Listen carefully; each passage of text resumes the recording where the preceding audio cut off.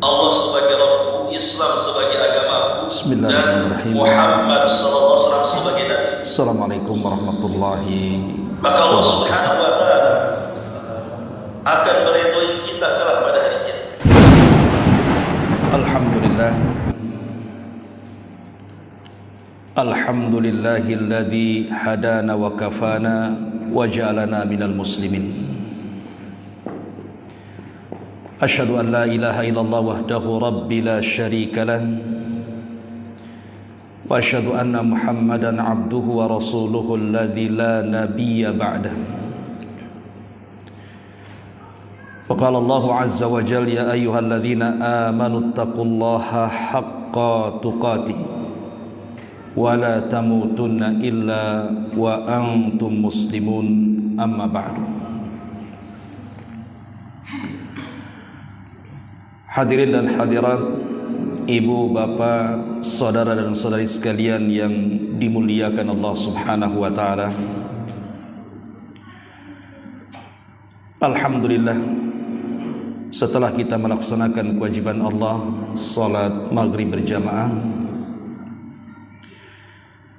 malam ini kita bisa bermuajah untuk bertalabul ilmi.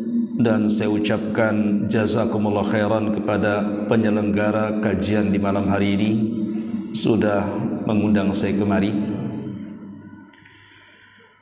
Adapun tema yang kita akan bahas di malam hari ini, tema seputar kematian. Ma'asyiral muslimin rahimakumullah. Untuk memulai tema ini saya akan membacakan sebuah syair. Seorang penyair mengatakan, tazawwad minat taqwa fa innaka la tadri idza janna laylun hal ta'isu ilal fajr. Wa kam min sahihin mata min ghairi illatin wa kam min alilin asha hinan minad dahri. Fakam min fatan amsa wa asbaha dhahikan wa qad nusijat akfanuhu wa huwa la yadri. Wa kam min saghirin yurtaja tulu umrihi wa qad udkhilat ajsamuhum zulmatal qabri. Wa kam min arusin zayyanuha li zawjiha wa qad qubidat arwahuhum lailatal qadri. Seorang penyair mengatakan, tazawwad minat taqwa fa innaka la tadri idza janna lailun hal ta'isu ilal fajr. Berbekalah ketakwaan, karena sesungguhnya engkau tidak tahu jika malam telah tiba, apakah engkau masih bisa hidup hingga waktu fajar. Wa kam min sahihin mata min ghairi illatin. Berapa banyak orang-orang yang sehat kemudian meninggal tanpa didahului sakit. Wa kam min alilin asha hinan minad dahri. Dan betapa banyak orang yang sakit yang masih bisa hidup beberapa lama. Fakam min fatan amsa wa asbaha dhahika wa qad nusijat akfanuhu wa huwa la yadri. Betapa banyak pemuda-pemuda yang tertawa di pagi hari dan petang hari, padahal kafan mereka sedang ditenun dalam keadaan mereka tidak sadar. Wa kam min sigharin yurtaja tulu umrihi. Berapa banyak anak-anak yang diharapkan panjang umurnya. Wa qad udkhilat ajsamuhum zulmatal qabri. Padahal tubuh mereka telah dimasukkan dalam kegelapan kuburan. Wa kam min arusin zayyanuha li zawjiha. Betapa banyak mempelai wanita yang dirias untuk mempersembahkan kepada mempelai laki-laki. Wa qad udkhilat wa qad qubidat arwahuhum lailatul qadri. Padahal ruh mereka telah dicabut tatkala datang malam Lailatul Qadar. Perhatikan bait-bait syair ini. Bait-bait syair ini menunjukkan kepada kita bahwa kullu nafsin dha'iqatul maut. Setiap jiwa itu pasti disentuh dengan kematian. Tidak ada manusia yang tidak disentuh dengan kematian. Makanya kenapa Adam alaihi salatu wassalam harus diturunkan dari sorga ke bumi supaya disentuh dengan kematian. Sebab kalau Adam tidak pernah ke bumi, tetap di sorga, selamanya Adam tidak akan mati. Padahal setiap jiwa itu harus mati, dan Adam itu bagian daripada jiwa. Ma'asyiral muslimin yang dimuliakan Allah Subhanahu wa taala,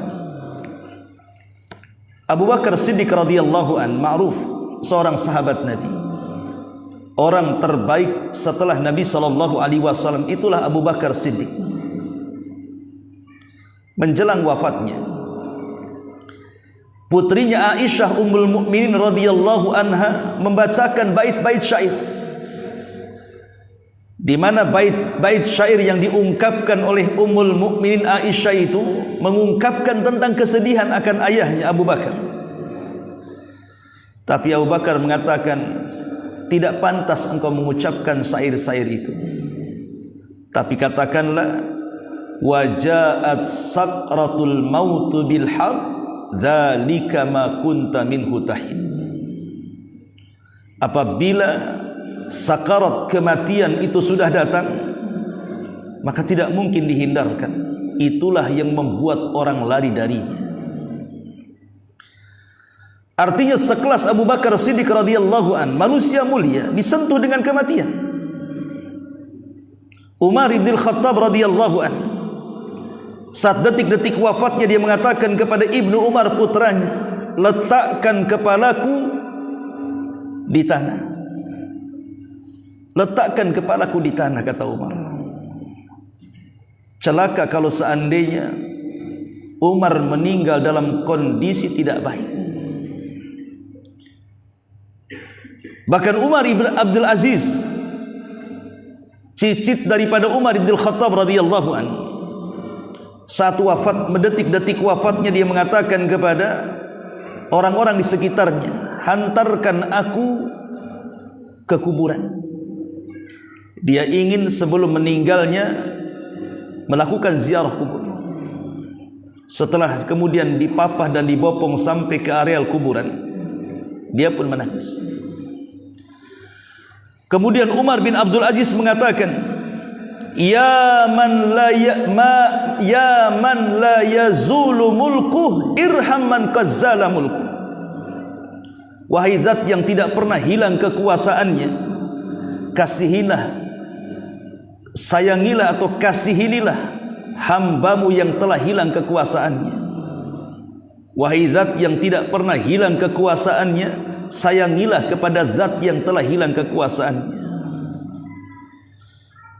Kalau manusia-manusia mulia ini disentuh dengan kematian, bahkan lebih daripada itu para nabi dan rasul disentuh dengan kematian, apalagi kita yang bukan nabi, bukan sahabat, bukan pura ulama.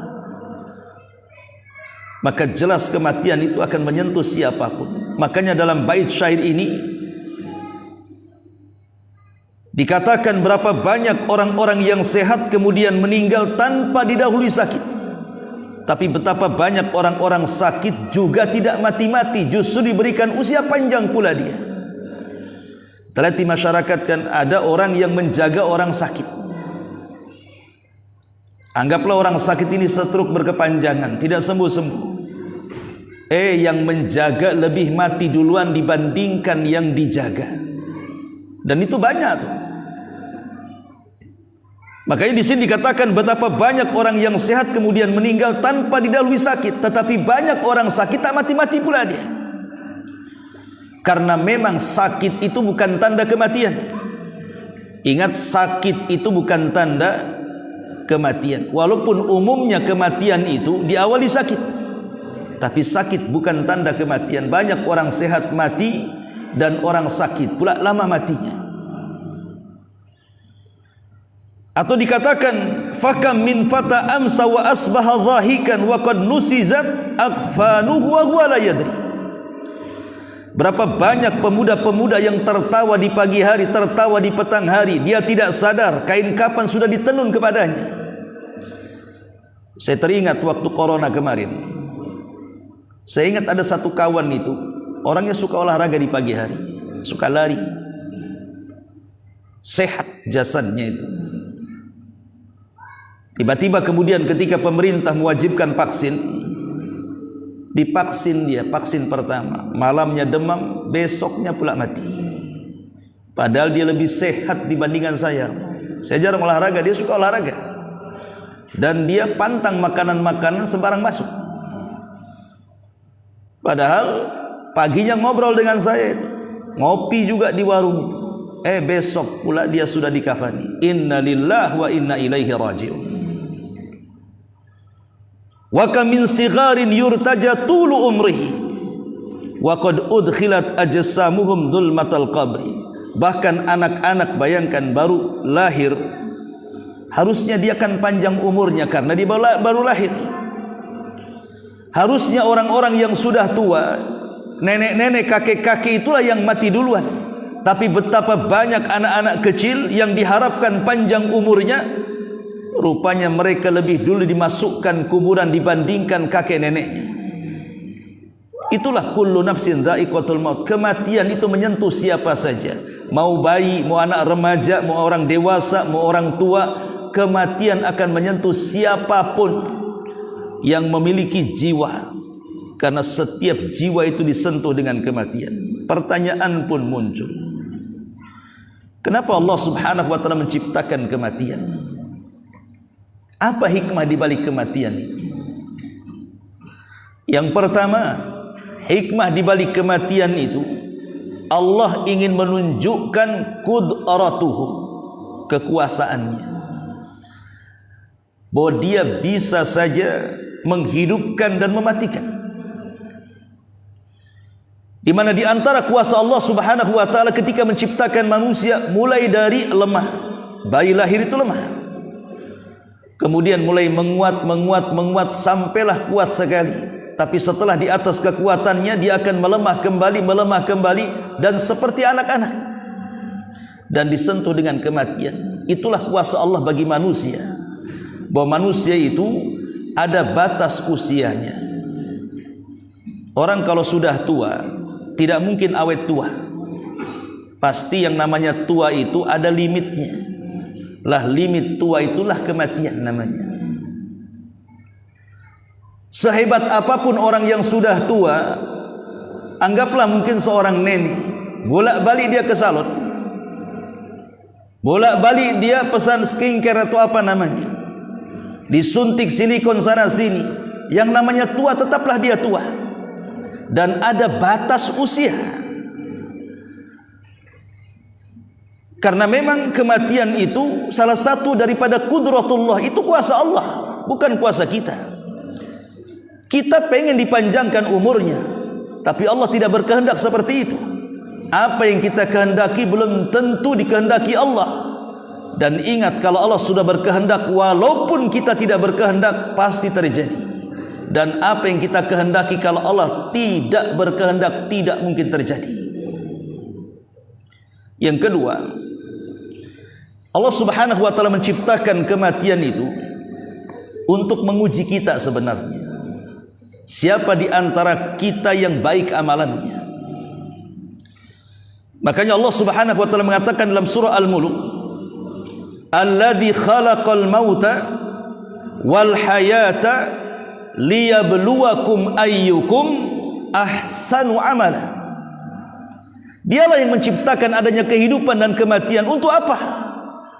Untuk menguji kalian, siapa di antara kalian yang baik amalannya, bukan yang banyak amalannya, yang baik amalannya. Kata Fudail ibn Iyad rahimahullahu ta'ala mengatakan, maksudnya baik amalan itu akhlasuhu wa aswab, yang paling ikhlas dan paling mencontoh Nabi. Jadi Allah Subhanahu wa ta'ala menciptakan kematian itu untuk menguji kita. Siapa di antara kita ini yang paling baik amalannya saat menghadap kepada Allah Subhanahu wa taala? Kalau tidak disentuh dengan kematian, kapan kita menghadap Allah? Dengan disentuhnya kematian itulah kita akan menghadap Allah. Dan Rasul mengatakan, man ahabba liqa Allah ahabballahu liqa'ah, wa man kariha liqa Allah karihallahu liqa'ah. Siapa yang cinta berjumpa dengan Allah, Allah cinta berjumpa dengan dia. Siapa yang benci berjumpa dengan Allah, Allah benci berjumpa dengan dia. Apa maknanya hadis ini? Maknanya hadis ini, kalau selama hidup di dunia kita menginvestasikan umur kita untuk akhirat, harta kita untuk akhirat, semua apa yang ada pada diri kita untuk akhirat. Dengan kata lain, kita sedang membangun rumah di akhirat, membeli kebun di akhirat, membeli taman di akhirat. Maka saat kematiannya, dia cinta ingin berjumpa dengan Allah, dan Allah akan cinta berjumpa dengan dia, karena tidak ada beban di dunia lagi. Tapi kalau selama hidupnya justru dia investasikan untuk dunia saja, hartanya hanya untuk membangun rumah, membeli kendaraan mewah, membeli tanah seluas-luasnya, kemudian hidupnya hanya dibuat hura-hura saja, tidak ada amalan yang untuk dibawa setelah kematiannya, maka pasti saat kematiannya dia benci berjumpa dengan Allah. Kenapa? Karena dia harus meninggalkan rumahnya, dia harus meninggalkan ATM-nya, dia harus meninggalkan kebunnya. Sementara di akhirat dia tidak punya apa-apa. Akhirnya dia benci berjumpa dengan Allah, Allah pun benci berjumpa dengan dia. Maka di antara hikmah Allah ciptakan kematian itu, Allah hendak menguji hamba-hambanya, siapa di antara mereka yang baik amalannya. Yang ketiga, supaya dengan kematian itu setiap jiwa mengalami keyakinan bahwa kita ini hanya makhluk, di mana makhluk itu sesuatu yang fana. Yang kekal itu hanya Allah Subhanahu wa ta'ala. Kalau kita tidak pernah mati-mati, apa bedanya kita dengan Allah? Untuk membedakan siapa yang khalik, siapa yang makhluk, siapa pencipta dan siapa yang diciptakan, maka dibuatlah kematian, supaya manusia itu makin yakin bahwa dia makhluk yang berhajat kepada Allah. Makhluk lemah disentuh dengan kematian. Kemudian yang keempat, bahwa dengan adanya kematian, manusia hidupnya akan tenang bagi manusia yang lainnya. Coba bayangkan di Tanjung Uban saja ini, kalau seandainya orang tidak ada yang mati, mungkin ramai jumlahnya sejak zaman Adam sampai sekarang kan. Mau ditaruh di mana? Berapa banyak rumah yang disiapkan? Boleh jadi mungkin sudah tidak ada tanah lagi. Akhirnya menyusahkan yang lainnya. Dengan adanya kematian, akhirnya manusia-manusia yang lain diberikan kesempatan untuk bergenerasi. Sehingga dengan banyaknya orang meninggal, datang generasi kedua, datang generasi ketiga, dan seterusnya sampai generasi kita. Akhirnya kita mendapatkan ketenangan hidup di alam dunia ini, karena tidak sesak bumi ini. Coba bayangkan, kalau kita hitung orang yang ada dalam kuburan dengan orang yang di atas kuburan, banyak mana coba? Banyak orang yang dalam kuburan. Jumlah mereka lebih banyak sejak zaman Adam loh ya, sampai hari ini. Kita tidak bisa menghitung orang yang sudah dalam kuburan itu. Makanya kenapa hari kiamat itu Allah Subhanahu wa ta'ala sampai mengatakan, yauma tubaddalul ardh ghairal ardi. Hari di mana bumi yang kita pijak ini Allah ganti dengan bumi yang baru, yang terhampar, tidak ada meninggi, tidak ada yang merendah, tidak ada bukit, tidak ada lembah, semua rata. Karena manusia saat itu akan dibangkitkan sejak zaman Adam sampai orang yang terakhir mati, supaya muat buminya. Kalau sekarang seandainya Allah bangkitkan manusia dalam kondisi bumi yang sekarang, mau diletakkan di mana manusia itu? Saking banyaknya. Maka dengan kematian ini, maka menjadikan manusia tenang, tidak sesak, tidak berdesak-desakan. Dan itu hikmah dan kuasa Allah Subhanahu wa ta'ala.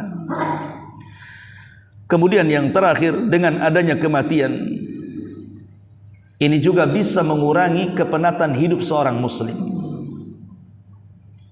Terkadang ada orang-orang yang ketika melihat kuburan dia mengatakan, duhai kiranya aku yang dikubur, karena sudah tidak tahan dengan keperitan dan kepedihan hidup ini. Sampai ada satu kisah itu Pekanbaru, tiba-tiba ada seorang laki-laki gantung diri. Kemudian setelah masuk koran dan diinterogasi keluarganya, apakah dia punya musuh? Rupanya tidak. Apakah dia dibunuh? Rupanya tidak. Dia hanya gantung diri saja. Rupanya gara-gara punya hutang kulkas belum dibayar. Ditagih, stres, akhirnya gantung diri. Coba masalah kulkas bisa gantung diri. Entah benar beritanya, entah salah. Tapi yang jelas, gara-gara hutang orang bisa gantung diri. Ini laki-laki bukan perempuan loh ya.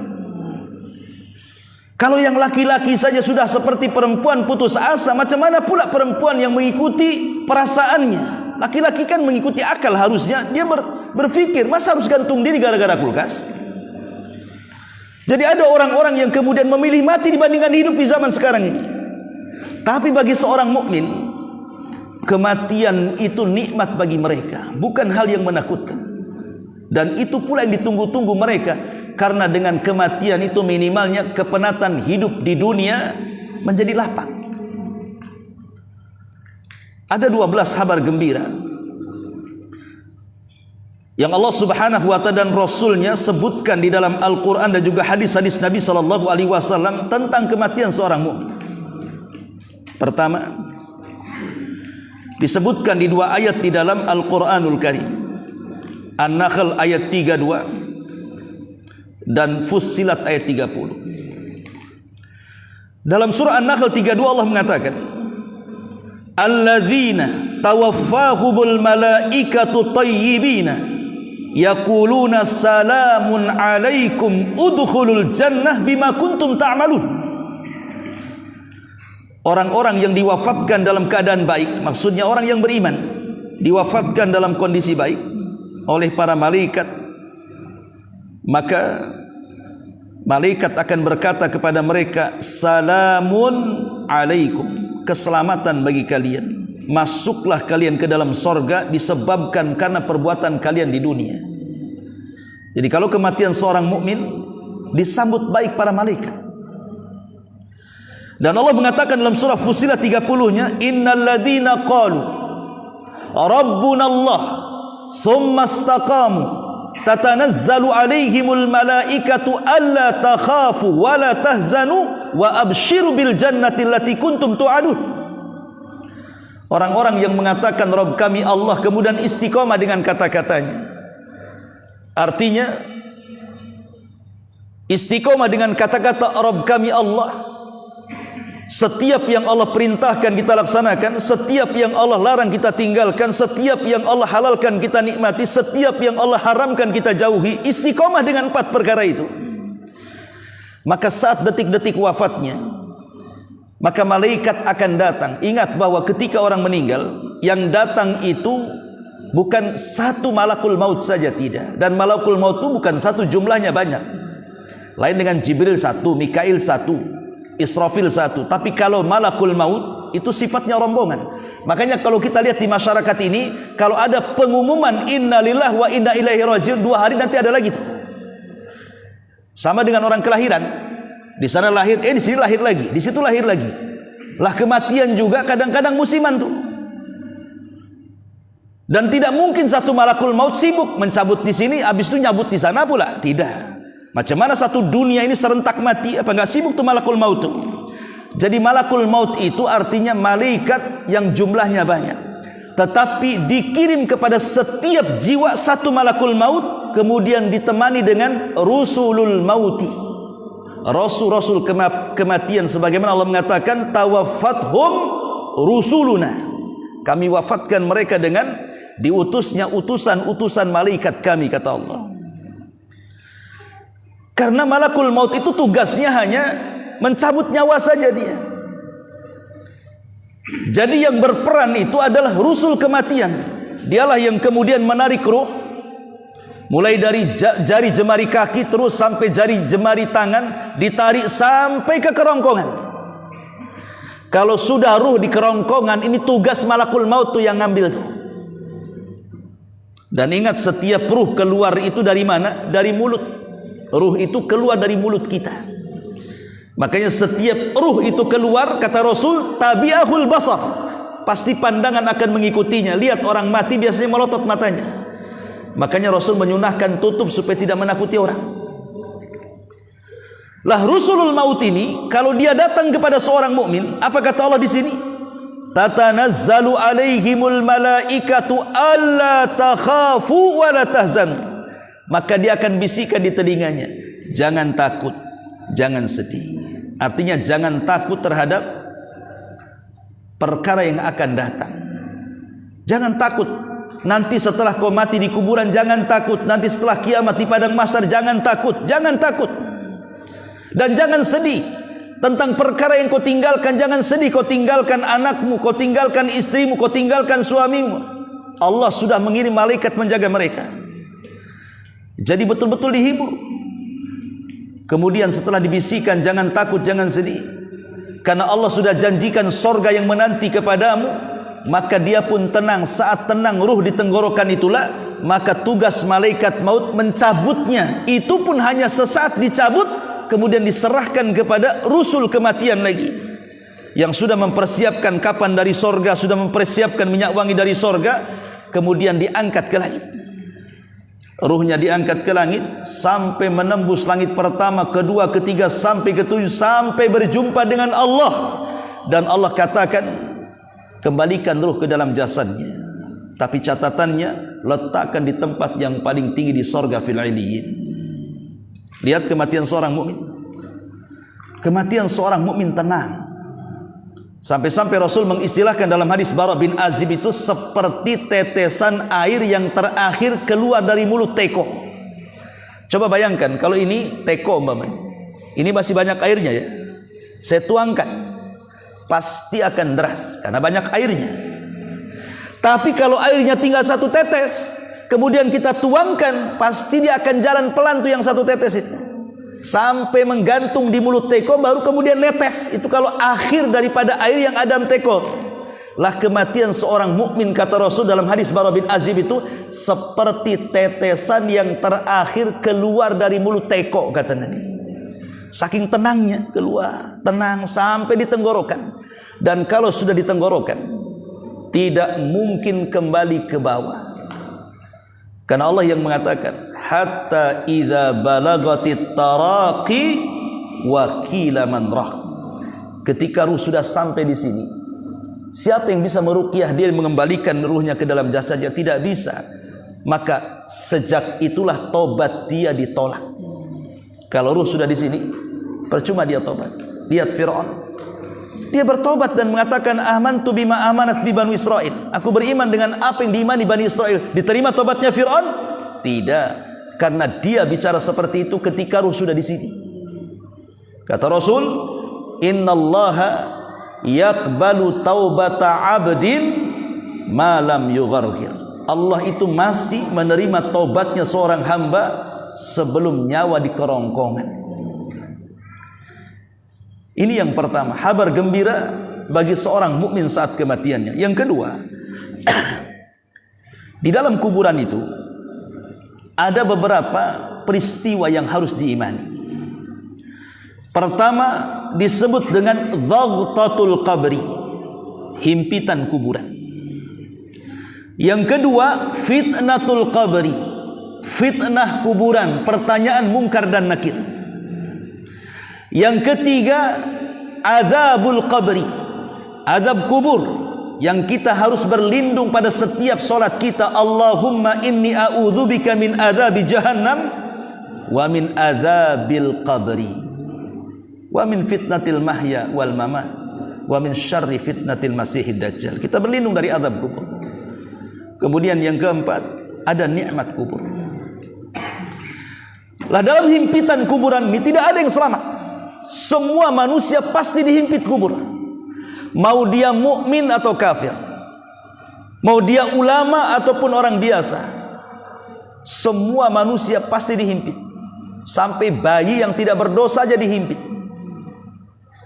Di zaman Nabi ada salah satu tokoh pemimpin Aus yang mengislamkan satu kabilah Aus, namanya Sa'ad bin Mu'adz. Yang belakangan satu kabilah itu menjadi orang-orang Ansor. Makanya Ansor itu terdiri dari dua kabilah. Pertama Aus, yang kedua Khazraj. Dua suku inilah yang kemudian disebut orang-orang Ansor. Ada Muhajirin, ada Ansar. Lah, dua kabilah ini, Khazraj dan Aus, kita bicara kabilah Aus. Itu pemimpinnya namanya Sa'ad ibn Mu'adz. Satu kabilah masuk Islam gara-gara dia. Ketika dia meninggal, arsy Allah bergetar. 70.000 malaikat mengikuti penguburannya. Kata Nabi SAW saat dikuburkan Sa'ad bin Mu'adz ini, "Lau naja ahadun min dhammatil qabri lanaja Sa'd bin Mu'adz wa qad dhamma dhammatan thumma rukhiya anhu." Kata Nabi SAW, kalau ada orang yang selamat dari himpitan kuburan, Sa'adlah orangnya. Tapi dia tidak selamat, tetap dihimpit juga. Padahal satu kabilah masuk Islam gara-gara dia. 70.000 malaikat mengikuti penguburannya, tapi tetap dihimpit kuburan. Dalam riwayat ada seorang bayi. Tiba-tiba kemudian Rasul mengatakan, kalau seandainya ada orang yang selamat dari himpitan kubur, bayilah orangnya. Tapi bayi ini juga tidak selamat.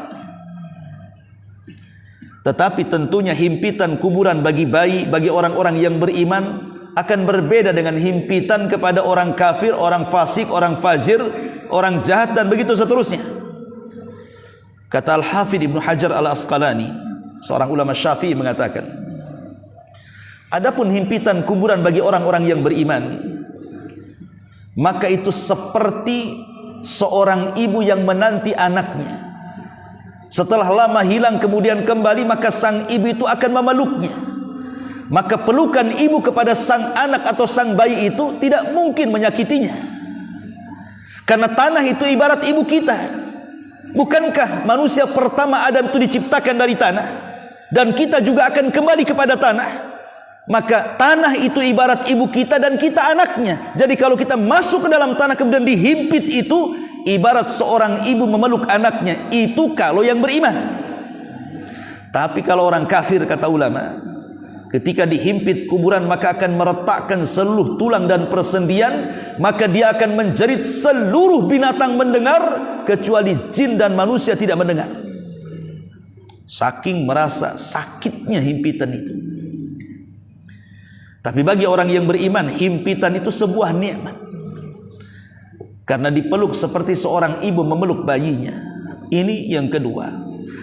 Yang ketiga,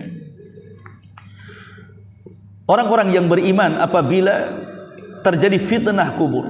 Fitnah kubur itu soal al-malakaini, soalan dua malaikat mungkar dan nakir. Itu disebut fitnah kubur artinya. Man rabbuk, siapa Rabb? Man nabiyuk, siapa nabi? Ma dinuk, apa agamamu? Itu namanya fitnah kubur. Orang-orang yang beriman, maka Allah Subhanahu wa ta'ala akan berikan kemantapan jawaban. Jadi Allah yang memantapkan jawabannya, bukan kita yang memantapkan. Allah sendiri yang memantapkan. Dan itu disebutkan dalam surah Ibrahim 27. Yuthabbitullahu alladzina amanu bil qawli tsabit fil hayatid dunya wa fil akhirah. Wa yudillullahu adh-dhalimina wa yaf'alullahu ma yasha. Allah akan meneguhkan iman orang-orang yang beriman dengan ucapan yang mantap. Jadi Allah sebagai pelakunya. Allah akan meneguhkan, Allah yang akan menguatkan jawabannya.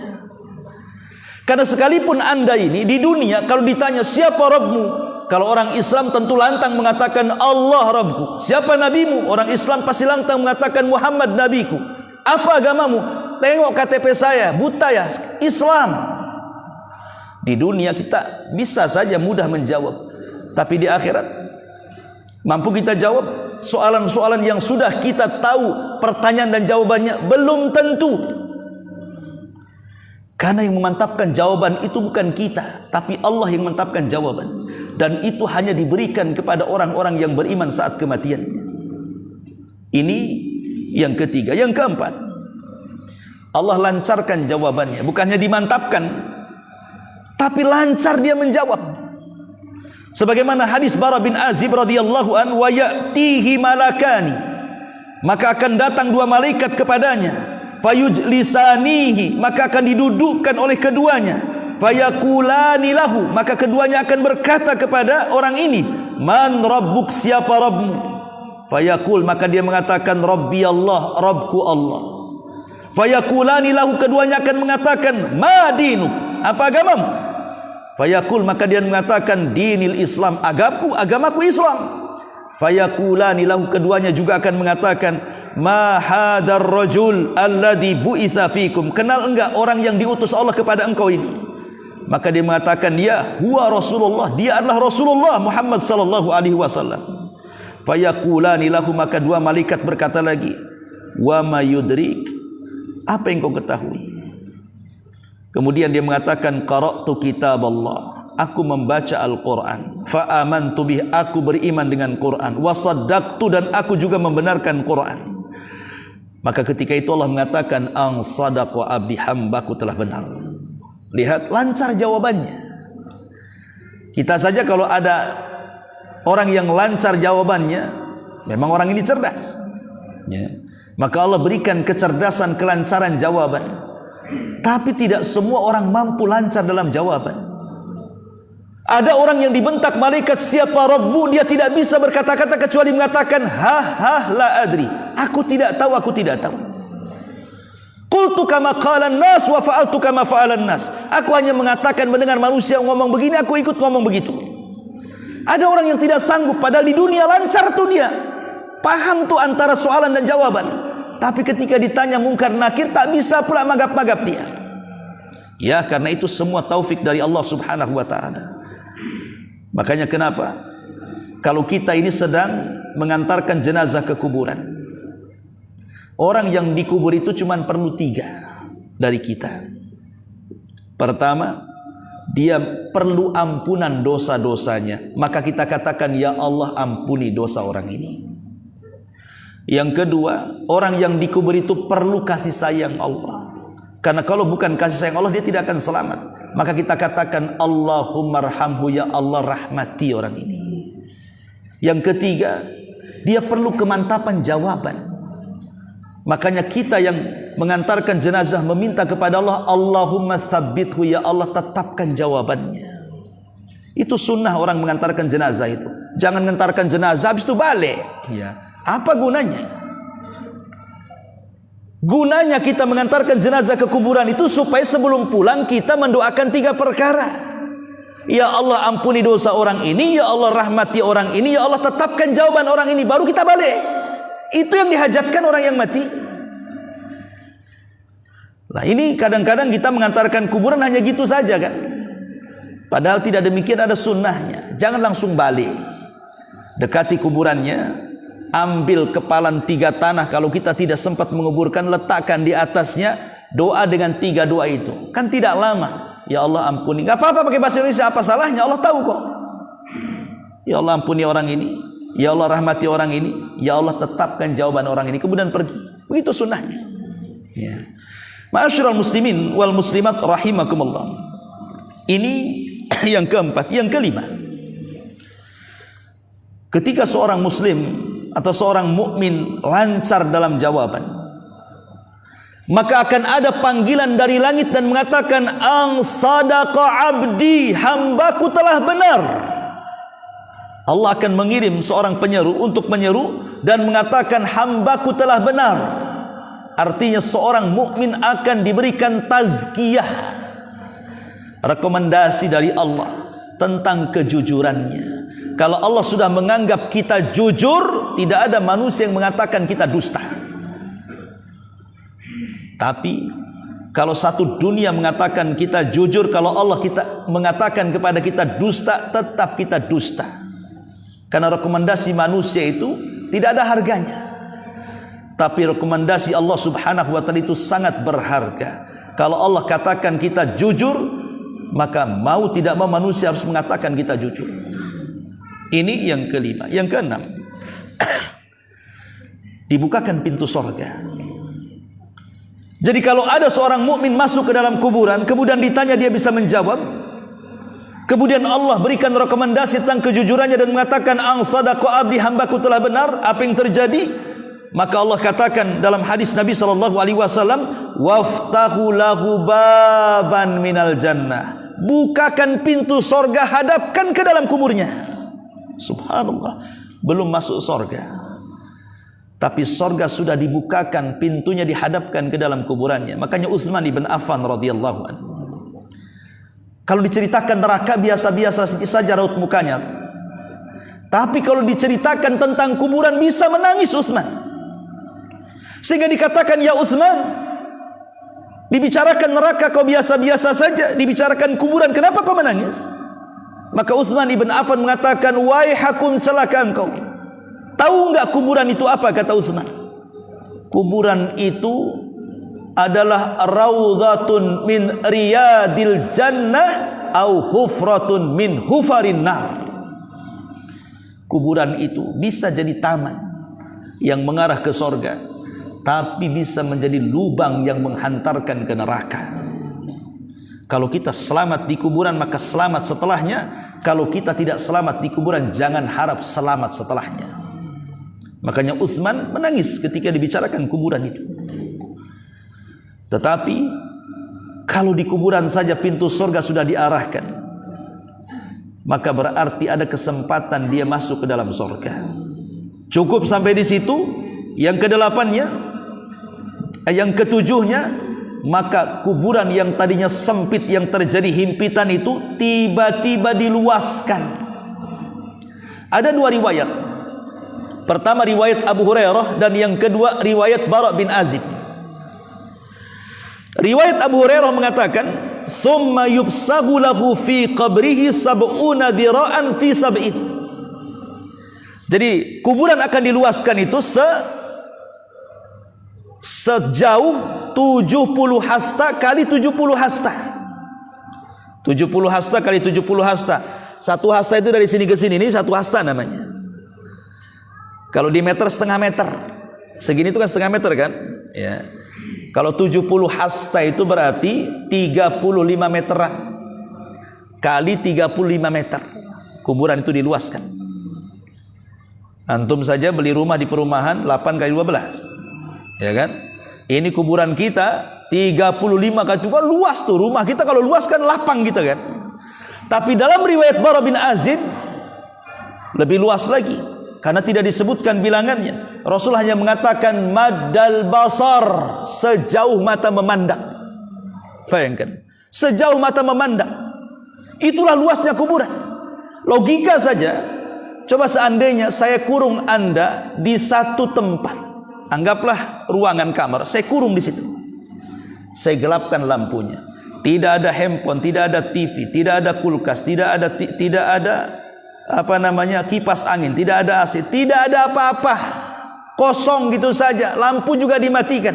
Bertahan berapa hari kita di situ? Bisa bertahan? Nggak akan bertahan, sesak dada kita pengen keluar. Kalau satu hari saja kita tidak bertahan dalam satu ruangan gelap, tidak ada apa-apa. Kalau kita masuk kuburan, itu kita akan ditinggal di kuburan itu sampai kiamat dibangkitkan loh. Kalau kiamat dibangkitkan baru beralih dari alam kubur menjadi alam barzah kan. Coba kita berpikir kalau seandainya kita berada di ruangan yang sangat sempit 1 kali 1,5 meter, seperti apa? Makanya Allah Subhanahu wa taala berikan nikmat kepada orang yang beriman, di mana kuburannya diluaskan sejauh mata memandang. Itu kenikmatan. Kita punya rumah kalau luas saja kita merasa plong kan gitu ya. Begitulah logikanya kenikmatan seorang mukmin dalam kuburan, diluaskan kuburannya. Sudah isya ya. Jadi diteruskan lihat. Ma'asyiral muslimin yang dimuliakan Allah Subhanahu wa taala. Nabi SAW mengatakan, maka akan didatangkan kepadanya harum-haruman dan bau-bauan dari sorga ke dalam kuburnya. Kemudian yang nomor 10, Allah akan datangkan kepadanya orang yang akan menemani kuburnya. Jadi tiba-tiba ketika kita sedang sendirian dalam kubur itu, datang orang yang sangat tampan sekali. Dijelaskan dalam hadis Nabi SAW, arajulun hasanus thiyab, orang yang sangat rapi pakaiannya, tiburri, sangat harum baunya, sangat ganteng orangnya. Kemudian tiba-tiba dia mengatakan, abshir billadhi yasurruk, abshir billadhi yasurruk, bergembiralah dengan kesenanganmu wahai fulan. Kemudian dia mengajak bicara sampai akhirnya lelah bicara, kemudian dia mengantuk. Maka orang ini mengatakan, nim naumatal arush, tidurlah seperti layaknya engkau tidur pengantin baru. Coba orang kalau belum pernah menikah, tiba-tiba ingin menikah, tujuan menikah itu kan malam pertama. Terkadang malam pertama ini kalau suami istri tidur, itu sudah nggak kenal siapa-siapa tuh di sekitarnya. Dari sini kita tahu bahwa seorang mukmin apabila dimatikan oleh Allah dan dimasukkan ke dalam kuburan itu, maka dia tidak akan sadar dengan berlalunya waktu. Apa kita tahu kiamat kapan coba? 100 tahun lagi kiamat? Belum tentu. 1000 tahun lagi kiamat? Belum tentu. Yang kemarin meramal kiamat Ramadan saja nggak jadi. Ya. Katanya ada asap hitam di bulan Ramadan tanggal 15. Tak ada pun asap itu datang. Siapa yang tahu kiamat dibangkitkan coba? Bisa 100 tahun lagi, 200 tahun lagi, 1000 tahun lagi, 2000 tahun lagi. Wallahu alam, kita tidak tahu kiamat itu kapan. Tapi seorang mukmin apabila dia kemudian diwafatkan, kemudian ditemani oleh orang yang sangat baik sekali, tiba-tiba mengantuk dan disuruh untuk tidur seperti pengantin baru, maka dia pun tidur dan tidak akan terbangun kecuali kiamat dibangkitkan. Baru kalau ada perintah bahwa Israfil akan meniupkan sangkakala, maka orang yang baik ini akan membangunkan, bangun, kiamat mau datang. Maka dia mengatakan, ya Allah, kalau begitu cepatkan kiamat supaya aku ingin kembali kepada harta dan keluargaku, katanya. Coba bayangkan, ini nikmatnya seorang mukmin tidak merasakan bimururil waktu, dengan berjalannya waktu gak dirasakan sama dia. Seperti kisahnya siapa? Ashabul Kahfi. Ashabul Kahfi itu ditidurkan 309 tahun, 3 abad lebih.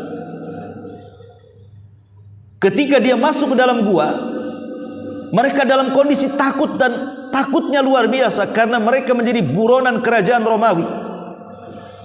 Karena mereka tidak mau menyembah berhala, kemudian dikejar sampai sembunyi di gua. Setelah masuk ke dalam gua, Allah tidurkan selama 3 abad lebih, 309 tahun, baru dia terbangun tersadar. Rupanya raja zalim yang selama ini mencari-cari mereka untuk menangkap dan membunuhnya sudah tidak ada lagi. Ketika terbangun, rupanya rajanya sudah beriman. Setelah 309 tahun itu mereka bangun, rupanya rajanya berbeda dengan raja yang dulu sebelum mereka masuk ke dalam gua. Dari sini ada kaidah para ulama bahwa melawan musuh itu tidak perlu dengan fisik, cukup tidur saja. Ashabul Kahfi tidur, kalah musuhnya. Tahu-tahu bangun, rajanya sudah mati, datang pula raja baru. Jadi kalau seandainya ibu-ibu di belakang gitu ya, ada musuh tetangganya yang suka ngomel, suka gibah, suka nyakiti, suka bully, jangan dihadapi, ibu. Hadapi dengan tidur. Nanti itu capek sendiri dia. Doakan sariawan aja biar diam ngomong. Jadi Ashabul Kahfi tidur, tahu-tahu bangun, tidak sadar sudah sekian ratus tahun kan gitu. Lah orang-orang yang di kuburan itu, ketika dia tidur seperti malam pengantin baru, maka dia tidak akan ingat berapa lama dia tinggal di kuburan itu. Tahu-tahu bangun, kiamat dibangkitkan. Subhanallah, ini nikmat. Nikmat dari Allah Subhanahu wa taala, tidak merasakan lamanya waktu dalam kuburan itu. Padahal orang tinggal di kuburan itu jauh lebih lama dibandingkan orang tinggal di atas kubur. Kita ini tinggal di atas kuburan itu berkisar 60 sampai 70 tahun saja. Lewat 70 tahun itu sedikit, pasti mati itu. Makanya kita lihat dari obrolan anak-anak 10 tahun, anak-anak 20 tahun, obrolannya tidak ada cerita mendekat-dekat kematian itu. Karena nggak ada usia-usia 20 tahun cerita asam urat, cerita kolesterol, nggak ada. Cerita-cerita penyakit itu kalau sudah 40 tahun ketemu kawannya baru cerita penyakit tuh. Sakit pinggang lah, sakit ini, itu sudah dekat-dekat tuh. 60 tahun cerita rumah sakit, 70 tahun cerita dokter, 70 tahun cerita keranda, mati dia. Artinya bahwa orang yang hidup di atas bumi itu, kata Nabi SAW, a'maru ummati baina sittina wa sab'in. Usia umatku itu berkisar 60 sampai 70 tahun saja. Kalaupun lewat dari 70 tahun itu sedikit. Tapi kalau orang masuk ke dalam kuburan yang sejak zaman Adam mati, udah berapa ribu tahun mereka tinggal di dalam kuburan itu. Tapi bagi orang yang beriman, walaupun ribuan tahun telah lewat kepada mereka, mereka tidak akan merasakan bimururil waktu, dengan lewatnya waktu. Kenapa? Karena Allah berikan nikmat dengan tidur seperti tidurnya pengantin baru. Nim naumatal arush, kata Rasul. Tidurlah seperti pengantin. Ini kenikmatan yang ke-10, di mana menjelma seorang laki-laki yang baik menemani dia sampai penasaran. Orang yang dikubur ini, siapa kamu ini? Kok baik sekali menemani saya dalam kuburan? Baru dia ngaku, ana amalukas saleh. Sayalah amal solehmu, sayalah solatmu, sayalah zikirmu, sayalah puasamu, sayalah birrul walidainmu, sayalah silaturahimmu, sayalah sedekahmu. Jadi amal saleh itu akan menjelma manusia dan akan menjadi teman kita dalam kuburan. Maka banyak-banyaklah beramal saleh supaya kita mendapatkan teman terbaik untuk menunggu kita dalam kuburan sampai kiamat dibangkitkan. Ini yang ke-10. Yang ke-11, ya, maka dia akan dibahagiakan oleh Allah Subhanahu wa taala selama kuburannya. Bagaimana tidak? Makanan dihantarkan dari sorga, pakaian dihantarkan dari sorga, dan dia akan mendapatkan kenikmatan yang belum pernah dinikmati dia di dunia. Senikmat-nikmatnya orang di dunia, tidak senikmat orang mendapatkan nikmat kubur.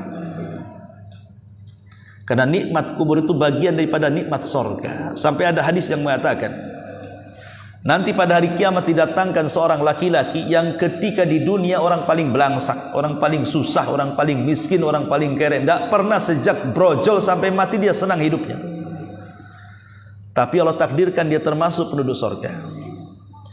Dihadapkan orang ini kepada Allah, tiba-tiba oleh Allah dicelupkan satu celupan ke sorga, diangkat lagi. Kemudian Allah mengatakan, hal marra bika min adzabin qat ya fulan. Masih ingat memori engkau di dunia susahmu itu wahai fulan? Dia mengatakan tidak, sudah lupa semuanya. Coba bayangkan, di dunia saja.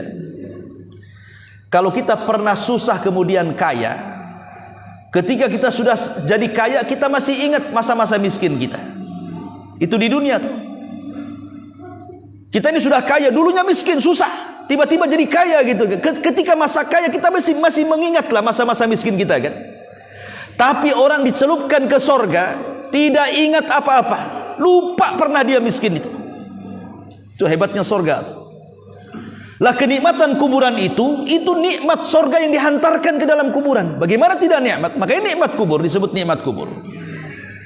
Makanya dia mendapatkan kebahagiaan yang belum pernah dia dapatkan sebelumnya. Ma'asyiral muslimin yang dimuliakan Allah Subhanahu wa taala. Lah inilah di antara nikmat-nikmat yang Allah akan anugerahkan kepada orang yang beriman setelah kematiannya. Tentu akan berbalik kondisinya dengan orang-orang yang ahli maksiat dan dosa. Berbalik kondisinya 180 derajat. Yang pertama Allah katakan dalam Al-Quran, dalam surah Al-Mu'minun 99 dan 100, hatta idza jaa ahadahumul mautu Qala rabbirji'uni la'alli a'malu salihan fima tarak kalla innaha kalimatun huwa qailuha wa min waraihim barzakhun ila yaumi yub'atsun. Ketika datang kepada mereka kematian, maka orang-orang yang penuh dengan dosa akan menyesali kematiannya dan mengatakan, ya Rabb, kembalikan akulah ke dunia, katanya, supaya aku bisa beramal saleh. Menyesal dia. Sebelum mati kemana aja? Kenapa setelah mati dia mengatakan rabbirji'uni, ya Allah kembalikan aku ke dunia? Mungkin mustahil. Orang mati hidup lagi itu mustahil. Dan jangan percaya juga hantu-hantu yang gentayangan itu jelmaan daripada orang mati. Islam mengajarkan orang mati tidak mungkin gentayangan. Yang gentayangan itu setannya, jin korinnya. Orangnya tidak mungkin kembali ke dunia. Kalau dia mendapatkan nikmat, ngapain gentayangan? Bagus dia mendapatkan nikmat dalam kuburan. Kalau dia mendapatkan azab, sibuk disiksa, ngapain gentayangan? Ditarik lagi malaikat, kau mau kemana, katanya. Waktumu disiksa. Nggak ada orang mati jadi hantu. Itu kan akidahnya orang-orang luar, bukan orang Islam. Islam meyakini adanya hantu itulah jin. Bisa saja jin korinnya yang kemudian terbang ke sana kemari. Tapi yang jelas bahwa kematian orang yang berdosa, maka akan dipersulit kematiannya. Sampai dalam hadis Bara bin Azib itu, kematian orang kafir, orang fajir itu seperti apa? Seperti orang memegang pisau bengkok, namanya safut. Dalam hadis itu disebut safut. Safut itu pisaunya bengkok kayak celurit gini, ya. Kemudian didatangkan kambing wol yang belum dicukur. Tahu kan kambing wol, kambing Australia itu, sampai bulunya bisa 2 jengkal itu, ya. Kemudian pisau yang bengkok itu dimasukkan ke dalam bulu-bulu wol, kemudian disiram, kemudian lengket dengan pisau, kemudian pisau ditarik dengan paksa. Kira-kira bulu-bulu kambing wol nggak pretel tuh, pasti akan runtuh, akan rontok dengan pisau-pisau yang berbentuk celurit itu. Itulah kematian seorang kafir, fajir, fasik yang banyak dosanya. Jadi kematiannya membawa sakit yang tidak ada yang tahu kecuali Allah rasa sakitnya. Rasanya persendian tulang ini remek dan rapuh semuanya. Dan dia akan menjerit kepada siapa? Minta pertolongan kepada siapa? Siapa yang bisa melawan malakul maut? Satu malaikat tidak bisa dikalahkan. Walaupun satu dunia manusia berkumpul, walaupun satu dunia jinnya berkumpul, kemudian berkoalisi itu jin dan manusia melawan malaikat maut, tidak akan bisa. Satu-satunya malaikat yang tidak bisa dilawan itu malakul maut. Siapa yang bisa melawan malakul maut? Tidak bisa. Pakai apa ngelawannya? Sampai ada seorang raja dikisahkan, raja ini sangat sombong sekali. Congkak, sombong, merasa raja gitu. Berjalan dengan anak buahnya di belakang, tiba-tiba di tengah jalan dihadang orang. Rupanya orang itu jelmaan malakul maut. Dan mengatakan, hei raja, turun kamu. Ya, kata sang raja, siapa kamu? Dengan sombongnya dia mengatakan, siapa kamu? Kenapa kau halangi jalan? Maka dia mengatakan, saya malakul maut. Langsung menggigir raja itu. Dan seketika itu dia mati, dicabut nyawanya. Sama dengan kisahnya Nabi Sulaiman ketika ngobrol dengan menterinya dalam sebuah ruangan. Tiba-tiba pintunya diketuk. Setelah dibuka, rupanya orang yang menakutkan menatap sang menteri tadi. Kemudian berbincang-bincang dengan Nabi Sulaiman, habis itu dia pergi.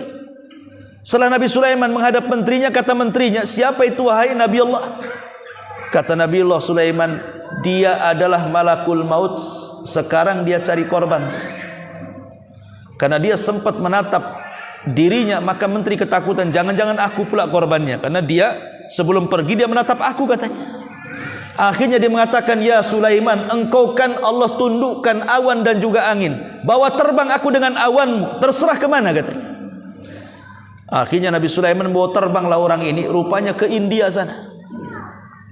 Ketika kemudian awannya ke bumi, kemudian tiba-tiba orang ini sampai di India, rupanya orang itu ada di situ.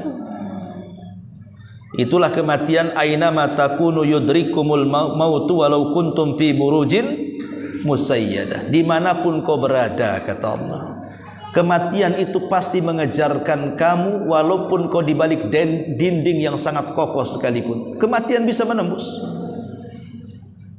Kematian itu bisa menembus.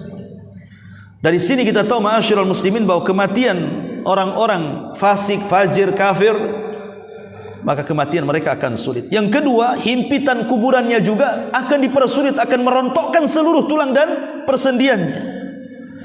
Bahkan akan dipersulit jawaban-jawaban ketika ditanya siapa Rabbmu, siapa nabimu, dan apa agamamu. Bahkan Allah akan mencela dia dan mengatakan, angkadzaba abdi, hambaku telah dusta, karena dia salah dalam jawaban. Bahkan bukan sorga yang dibukakan, pintu neraka dibukakan, diarahkan kuburannya. Jadi pintu neraka itu diarahkan ke kuburannya, kemudian panasnya api neraka dihantarkan ke dalam kuburannya lagi. So, bayangkan kayak di open kita dalam kuburan itu. Bukan hanya itu, dipakaikan pakaian dari neraka, itu belum masuk neraka, sudah dipakaikan pakaian neraka, dihembuskan api neraka ke dalam kuburannya. Kemudian didatangi manusia yang paling buruk, yang menakutkan, jelmaan dari perbuatan dosanya, dan dia tidak diberikan kesempatan untuk tidur seperti seorang mukmin tidurnya seperti pengantin baru. Ini tidak ada kesempatan untuk tidur istirahat bagi dia, karena dia akan terus mendapatkan siksa kubur sampai kiamat dibangkitkan. Bahkan dia merasa tersiksa dan menyesal. Bahkan dia pun meminta-minta kepada Allah untuk dikembalikan ke dunia untuk beramal saleh. Tapi itu mustahil, karena ada dinding yang disebut dengan barzah. Barzah disebut barzah itu karena memisahkan alam dunia dan alam kubur. Itulah dinding yang disebut barzah, maka disebut alam barzah. Adapun alam kubur karena manusia dikubur, maka disebut alam kubur. Ya. Ma'asyiral muslimin wal muslimat rahimani wa rahimakumullah. Jadi kematian orang kafir, fajir, fasik justru kebalikan daripada kematian seorang yang beriman. Maka dari sini ma'asyiral muslimin yang dimuliakan Allah Subhanahu wa taala, penting selama kita masih di dunia, ingatlah akan kematian. Ustaz, kita kan belum mati, cerita hiduplah, jangan cerita mati. Nunggu mati aja kita cerita mati. Bukan begitu, Rasul mengatakan, aktsiru dzikra hadimil ladzatil maut. Perbanyak oleh kalian mengingat sesuatu yang menghancurkan kenikmatan kalian. Apa itu? Kematian. Karena kalau orang kaya dia mengingat kematian, maka akan sempit dadanya. Kalau orang miskin mengingat kematian, akan lapang dadanya. Kenapa orang kaya kalau mengingat kematian akan dadanya akan sempit? Ya, karena dia terpikir kalau saya mati harta tidak akan dibawa. Akhirnya dia sedekah. Tapi orang miskin kalau mengingat kematian jadi lapang. Ya, karena kemelaratan di dunia itu ada batasnya dengan kematian. Susah-susahnya orang hidup di dunia itu ada batasnya, dan batasnya itu kematian. Dan dia masih berkesempatan bahwa dia akan mendapatkan kehidupan bahagia setelah kematian. Makanya orang miskin kalau dia ingat mati, lapang dadanya. Toh miskin hanya di dunia saja, di akhirat ada surga. Tapi jangan pula lah miskin di dunia, melarat pula di akhirat. Ada orang Yahudi miskin di zaman Al-Hafidh Ibnu Hajar ketika menjadi qadhi di Mesir. Ibnu Hajar ini sedang jalan-jalan ke pasar, karena dia seorang qadhi, seorang hakim kerajaan Mesir. Ya tentu pakai pakaian yang bagus gitu kan, pakai unta yang bagus, pakai kuda yang bagus. Masuk ke dalam pasar, satu pasar murid dia langsung menghormati ulama kan gitu ya. Dipandanglah oleh si Yahudi miskin itu, siapa orang itu katanya, sambil ngobrol sama kawannya orang yang Islam tuh. Kamu tahu nggak siapa dia? Kata kawannya yang Muslim, celaka, kok itu guru saya, namanya Ibnu Hajar. Kok enak kali dia ya, pakaiannya mewah, kendaraannya mewah, digaji pemerintah lagi. Akhirnya Yahudi miskin kere ini mengatakan kepada seorang Muslim kawannya, bisa nggak kau pertemukan aku dengan dia? Bisa kata. Akhirnya dipertemukanlah Yahudi miskin itu dengan Al-Hafidh Ibnu Hajar. Ketika itu menjadi qadhi Mesir. Terjadi dialog di sini. Kata Yahudi miskin, wahai imam, boleh nggak saya bertanya? Kata Al-Hafidz Ibnu Hajar, boleh-boleh saja. Kata Yahudi miskin mengatakan, bukankah dalam agamamu saya pernah mendengar Rasulmu mengatakan ad-dunya sijnul mu'min wa jannatul kafir. Dunia ini penjara bagi orang yang beriman, sorga bagi orang kafir. Apa nggak terbalik katanya? Di mataku, aku ini kafir karena Yahudi. Kau bilang nabimu bahwa dunia ini sorga bagi orang kafir. Mana ada sorga bagi orang kafir? Aku ini hidupnya belangsak, nggak ada sorga-sorganya katanya. Tapi engkau seorang mukmin yang dikatakan penjara bagi orang mukmin, mana kau di penjara? Kau enak, kau bajunya bagus, kendaraanmu bagus, digaji pemerintah, kau dihormati orang, mana ada penjara bagimu katanya. Apa jawaban Al-Hafidz Ibnu Hajar kepada Yahudi kere ini? Kata Al-Hafidz Ibnu Hajar, heh Yahudi, aku walaupun seperti ini, bajuku bagus, digaji pemerintah, kendaraanku bagus, aku masih terpenjara dengan kewajiban-kewajiban Allah. Aku belum bisa merdeka. Aku masih harus tetap sholat, tetap puasa, tetap zakat, tetap haji, tetap melakukan ibadah. Mana ada aku istirahat? Sekaya apapun orang harus sholat. Seenak apapun orang tidak boleh meninggalkan kewajiban. Makanya saya masih terpenjara. Tapi engkau wahai Yahudi masih untung kau di dunia.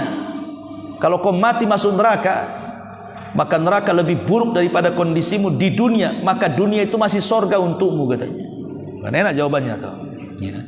Masyarul muslimin yang dimuliakan Allah Subhanahu wa taala. Intinya bahwa ingat kematian itu supaya kita lebih dekat dengan Allah Subhanahu wa taala dan tidak terlupakan dengan dunia. Makanya dijelaskan oleh sebagian para ulama bahwa hadis Bara bin Azib radhiyallahu an yang menjelaskan tentang bagaimana perihal mulai dari dia mati sampai masuk alam kuburan itu menjadi ibrah dan pelajaran bahwa setiap ucapan kita, setiap perbuatan kita itu ada pertanggungjawabannya, dan itu dimulai dari alam barzah. Kalau kita bisa selamat di alam ini, maka akan selamat setelahnya. Tapi kalau kita tidak selamat di alam ini, jangan harap alam setelahnya lebih ringan, justru lebih berat daripada alam barzah. Karena itu baru muqaddimah. Hakikatnya ada di neraka sana. Kalau dia mendapatkan azab kubur, naudzubillah, summa naudzubillah.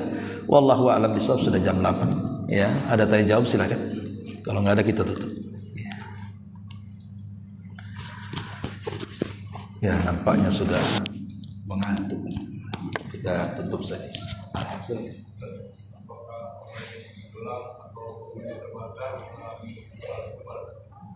Orang yang tenggelam azab kubur, nikmat kubur. Iya, alhamdulillah. Orang yang tenggelam atau orang yang jasadnya hilang di hutan tidak sempat dikuburkan, atau orang yang dimakan ikan akhirnya di perut ikan, atau orang yang dimakan harimau akhirnya di perut harimau, dimakan ular sawah dan begitu seterusnya. Apa mereka terhindar dari peristiwa-peristiwa kubur? Tidak. Mereka tetap akan mendapatkan peristiwa-peristiwa itu. Karena alam kubur itu istilah ulama, tidak ada nasnya. Ulama yang mengistilahkan adanya alam kubur karena umumnya manusia itu dikubur. Tapi bahasa Quran itu disebut barzah. Barzah itu semata-mata ruh tercabut dari jasad langsung terdinding antara dunia dan alam kubur. Semata-mata ruh kita keluar, entah kematian itu satu, sebabnya banyak. Kematian kan satu, dicabutnya nyawa dari badan, itulah kematian, cuma satu. Dicabut ruh, itulah kematian. Tapi sebabnya banyak. Ada yang ditabrak sebabnya, ada yang jatuh sebabnya, ada yang tenggelam sebabnya, ada yang dibunuh, ada yang makan racun, ada yang diracun. Ya, sebab kematian banyak, tapi kematian satu, dicabutnya ruh. Ketika semata-mata ruh aja terpisah dengan badan, langsung di situ ada dinding. Lah dinding itu disebut barzah namanya. Berarti sudah pindah alam istilah kita. Kalau orang mati itu sudah pindah alam namanya. Makanya kalau ada orang begap-begap, hati-hati kamu pindah alam katanya. Maksudnya pindah alam itu sudah tidak alam dunia lagi, tapi masuk alam barzah. Kalau sudah masuk alam barzah, masuk pada peristiwa 4 tadi, himpitan, fitnah, azab ataupun nikmat. Semua akan kena di situ. Itulah penjelasan para ulama, wallahu a'lam. Sampai di sini, subhanallahi wa bihamdika, asyhadu an la ilaha illa anta, astaghfiruka wa atubu ilaik. Allahu ta'ala alam. Assalamualaikum warahmatullahi wabarakatuh.